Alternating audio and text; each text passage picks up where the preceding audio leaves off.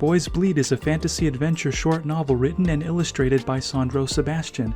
It's about 30-something pages only, magazine thickness with illustrations laced in with text. The story is centered around an adolescent boy that has some trouble with a local street gang from a rival school, and trouble with the gang at his own school. In this community where role models are scarce, the young man has a chance encounter with a spirit from the past. Bottled up in an antique urn owned by the boy's foster mother, an ancient warrior enters into the kid's system and they begin to sync up internally. The boy sees the warrior's memories and begins to gain his physical abilities as well. All of a sudden, the young man's struggle against the neighborhood street toughs is not so bleak. They spend time outside in meditative trances, learning from each other.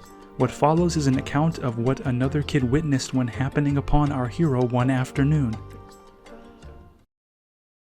Me and Lorenzo, my buddy, are hanging at that street by the park. We're seeing people passing on bikes, jogging and everything, and we're not thinking we'll see anyone we know. But we see this kid that looks familiar. At least, I thought I seen him walking around here before. Me and Lorenzo saw him sitting there all cross-legged and meditating like some Buddhist monk.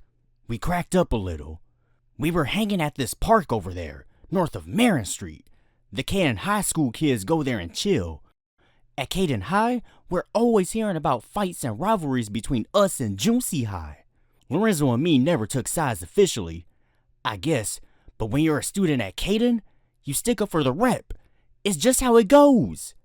But this kid we saw, sitting on the grass, all still and stiff like some statue, I think it was him. They said some kid whooped the ass of the Caden High gang leader.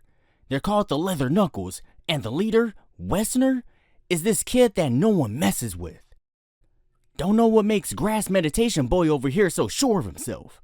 Maybe he's loyal to some Junsi High gang now. Must be crazy. He's gotta know what happens when you do that at Caden. Sitting about 20 feet away on the grass, the guy didn't see us or hear what we were saying, but I was saying, "Hey, that's that one kid." And Lorenzo says, "Who? Him?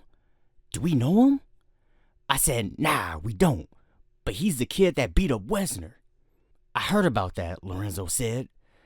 "Somebody said he took the Leather Knuckles leader down to the pavement in like 2 seconds. Swung like lightning. Wonder if it's true." So I'm all, let's see if he's as bad as they say. And I suddenly eye some fist-sized concrete chunk in a pile. It's a little sidewalk construction zone with no one around but orange cones. I reach out and pick up the fist-sized rock. "Can you get his head?" "That'll wake him up," Lorenzo said.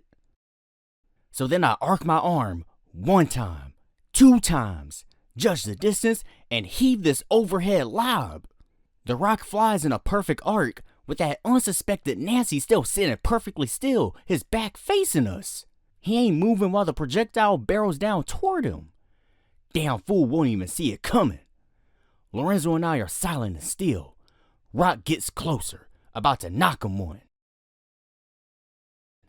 Then, I don't know what the hell I saw for sure that day, but almost like a praying mantis strike.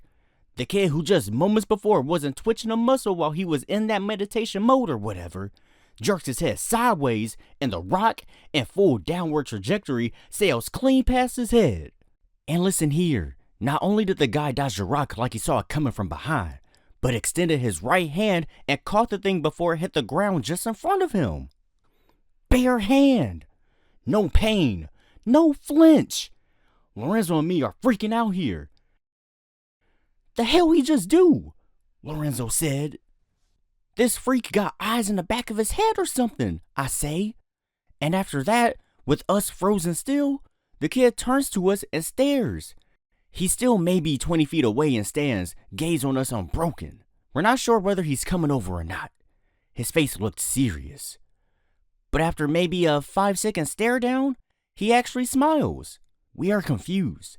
He turns away from us and pulls his arm back, rock in hand, and launches that sucker across the pond in the park. Now, I'm not lying when I say it launched like a damn torpedo and skipped over the lake's far side and straight up lodged into a tree trunk. We heard the sound all the way from where we were. Bam! And that tree was hurting. We looked at the tree with the rock now permanently part of its trunk and looked back at the kid who we heard beat up Wesner. He's looking at his new handiwork from across the lake, splintered tree trunk, then rotates toward us and gives this friendly wave. We took off and never went back there.